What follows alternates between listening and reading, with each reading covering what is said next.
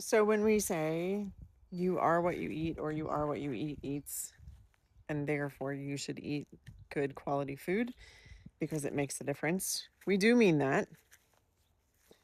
And there's lots of evidence to suggest that if most people ate a higher fat, higher sugar, higher processed foods diet, they would develop more disease, including type 2 diabetes. But unfortunately, genetics also play a role. And so there are some people who will eat perfect their entire life, but be eating 4 meals a day plus a snack every hour, and they will develop diabetes, even if all they're eating is organic fruits and vegetables, even if they don't eat meat. But then there's the person who's like, oh, I live on Diet Coke and McDonald's, and they're now 80. And the only problem they seem to really be having is that they have some GI issues. So always your body is going to get more nutritional information from what we would consider high frequency foods. Those are your fruits, your vegetables, your organic meats, eggs, dairy, etc. And I wish I could say that it was a 1-to-1 ratio of everyone that eats garbage food ends up with garbage health, but it's not. And that's why there are people who will say, well, I've eaten like this my whole life and I've never had a problem. They're literally in their 60s and they're perfect weight, no medications, and they seem to be doing great, just plugging along. And then there are people who look at a piece of cake and get diabetes. But in general, if your body is metabolically stable, you could have a meal that has protein from either animal or vegan source. You could have a side of vegetables, and you could have maybe a potato or rice or some kind of starch.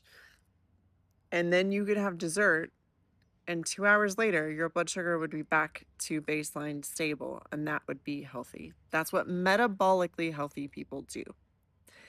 Their 1 hour and 2 hour postprandials show good decreases. When we are not metabolically stable, which is 95% of Americans, then we tend to develop more dis-ease in our body, and that creates a problem. In the last 2 decades, that problem happens to be type 2 diabetes. So the general rule of thumb is have a meal that has protein, has plenty of fiber from a vegetable, maybe it has some berries or a small amount of fruit, has a little bit, like a tablespoon of healthy fats. And yes, that includes your avocado, your nuts, your whatever, a little bit of healthy fats. And then you could maybe have dessert a couple times a week in general. But you've got to be getting around 35 grams of fiber a day from vegetables, not greens. And if you're like, how do I know what a serving of vegetables is? Hold up your hand and go literally fingertips to the base of your palm and say, okay, my plate needs to be covered with at least that much vegetables, and it needs to be stacked about this high, or from the end of your thumb to the first knuckle, no less than that high of vegetables every meal. And that's going to get you part of the way there. If you're going to have a snack, it may also need to be a vegetable that's not a potato chip. If you're interested in learning more about how I help my clients reverse dis-ease in their body and help them heal, I'm doing a 6-week challenge. It will start in June. There is not a diet with this. I can help you with meal ideas if you need, but it's not a diet. The goal is to focus on protein, vegetables, good amount of normal, healthy fats, good amount of healthy starches, and movement every day. 6-week challenge. There'll be a couple of check-ins a week. There'll be 2 calls during this program. You'll get a heart rate monitor. And you can also opt to purchase the biometric scale that will tell you your body fat percentage.